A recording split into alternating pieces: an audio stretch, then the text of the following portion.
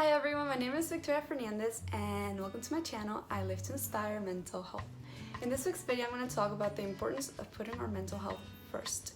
So I'm going to talk about this because I know, at least for me, I've always liked to, push myself to achieve everything that I want to do, and sometimes that's gone with the cost of having panic attacks, going through depression, just not being well, just feeling terrible. And also there have been moments where, obviously now I put my mental health first often, because whenever I'm not feeling good, I understand that if I continue to put this stress on myself without taking care of my mental health, then I can have bipolar episodes and it can just go down from there. One of the instances that I'm going to talk about is something that kind of disappoints me about society, and I make this video not only to tell you to put your mental health first, but to tell people who have never gone through this that everybody goes through their own things, and oftentimes it's silently. And just because you don't understand that what that person might be going through, or you just think that they quit this thing because they're lazy, or they stop doing this, why, if I can do it they can too, but you don't know what kind of inner struggles they're going through. And this specific example is that I was in a sports team, I played a sport, or I was part of the team in high school, where it was very demanding. And on top of all the practices, I had schoolwork, I had exams, and I was depressed. So at that point, I wasn't diagnosed just yet, but I was having a lot of anxiety, a lot of stress, a lot of depression. I was very depressed, and I felt terrible about myself because I thought that, I didn't know why, but I felt like I couldn't meet all the expectations that other students in my school were meeting. And my school was very competitive, which I think is also something that schools need to fix about the system, and college also needs to fix about how they accept people, who they accept, because having the most clubs, having the best GPA, doing the most, being the part of the most sports teams, all this stuff can have a huge impact and pressure on people who struggled with mental illness or with mental health, and it can just really push them to the limits. So I think that's something that schools need to fix and find a way of putting mental health first, so we can have a society of people who go forward in life happy, lower suicides, lower anxiety, and overall, a better life. So basically I was part of this team, and my depression got so bad that I just couldn't do it any longer. It was just, I was doing really good, I would practice, and I was almost at that, level where I was gonna go up. And it was this thing that one of my coaches was like, you're one of the underdogs, I know you're gonna get better once you're in your senior year. And so I had a lot of pressure along with my schools, my tests, and my day literally consisted of practice, then school, homework, and crying, and then again practice. It was just, I was at that point, I was eating a lot of stuff unhealthy, and I just couldn't stop my anxiety. I was biting on my nails, I was crying, I was having panic attacks. I just couldn't deal with all this responsibility on top of me, and it was too much. So I kept putting everything else above my mental health. I was like, I need to study till 2 in the morning so I can get the best grades. I need to be the best that I can be in every aspect of my life, do volunteering, I need to be in all the clubs because that's what everybody's doing, and if I don't do that, I won't go far in life. And obviously I learned a lot of things throughout my time, getting accepted to a university of my dreams, here, and I quit.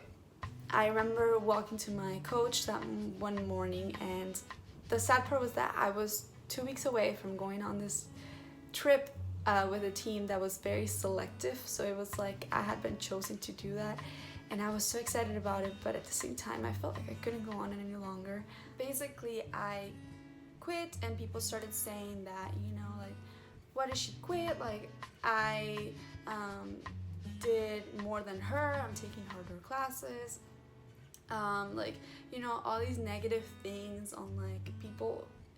People really didn't understand that I was going through something, because I would obviously hide it in my own ways, or like, yeah, it was just very difficult. And for me to hear that, it was just like, like, I'm really trying to put myself first, because like I'm having all these like suicidal thoughts, and I'm having all these internal struggles, and like all I do sometimes is just cry at night, and like that's the way I fall asleep, and it was really hurtful. So I guess what I'm trying to say with that kind of like story is that people really need to understand that the actions of someone might be due to their mental health, and might be due to them like not feeling well, and without mental health there is no us. So basically, if your mental health is poor, what happens? You start feeling like this, and you can't function in life the way that you should, because having panic attacks for like an A in a class is ultimately not worth it. It might seem worth it at that moment, but in the long run, that letter grade is not going to matter as much as your overall health. That's going to keep you going in the future. So I guess, yeah, just understand, like, people understand like that you never know what someone is going through, and always be kind and supportive, and like, and then for the person that is going through something, put yourself first. I can tell you that I was a very competitive person, and like in high school, like I wanted to be like, I wanted to have high grades, I wanted to have like a good GPA and all this stuff. But again, what happened, I had moments where I just couldn't, that all I could do was cry, that I would have a test in front of me and I couldn't see because my eyes were blurry, because I wanted to cry, because I took longer than other people to take my exams, because sometimes I didn't understand exactly what the paragraph was saying. And yes, I did good in high school, I got good grades, I graduated and came to university that I wanted to be in, but I also started learning that your GPA, that those things that you feel like, that grade that you feel like they're what matters the most in your life, they're not, and it's not worth it. And to put yourself in a position where you're not good just for that.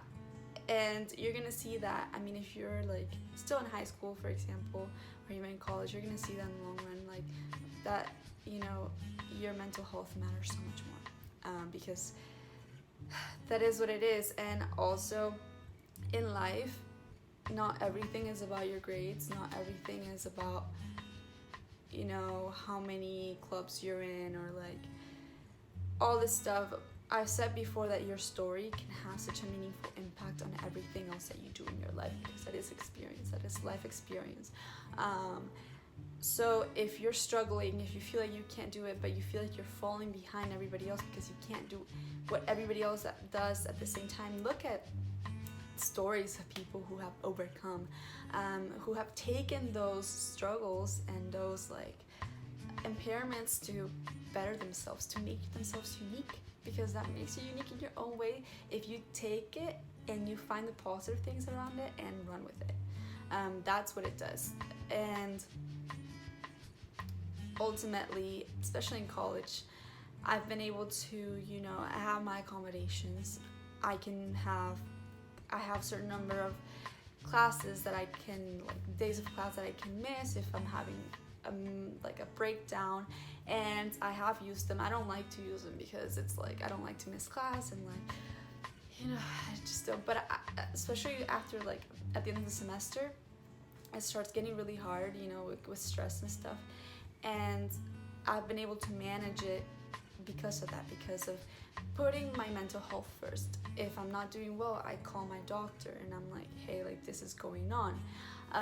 And then also like here, putting my mental health first has been dropping some classes that were just affecting me to the point that I wasn't okay. That it was not only making my mental health really bad, but it was also making me do bad in other classes. So then what like my advisor said, he was like, you know, these things, these like drops that you're making, they're not the end of the world. You're not the first or last person. And I've said this in other videos, to do it, and sometimes the best thing to do is to, you know, put yourself first. And I realize now that, I mean, those classes they weren't even my major, and I know that in the long run dropping them was so much better for myself, because I didn't want to be going to the doctor. I didn't want to have episodes. And yeah, so basically this video is to tell you that it's good to put your mental health first. Don't be afraid to do that, because it's without a good mental health, there is no you, because you might be alive, but you're not present, and you're feeling negative and you're feeling sad, and that's not what life is about. So think about that next time that you're feeling down and you realize it's because of something specific. Realize that there is an option, and that putting your mental health first can ultimately lead you to the right path in life. And also another thing is about society, understanding that somebody might be going through something, and that's why they do those actions, that's why they quit or take time off, and it's important to not judge them if you don't know their story. So if you like this video, please like and subscribe and comment and share it with somebody who you believe that should watch this video, and also comment something that you think the world should know about mental health and mental illnesses. And because I want to make a video about that, about, you know, what should the world know, and really spread that message, so then we can create, we can lower stigma and create awareness on how to make a society that's more accepting and that makes everybody, you know, feel included. So yeah, remember that there is always a light at the end of the tunnel, and a bad day does not mean a bad life.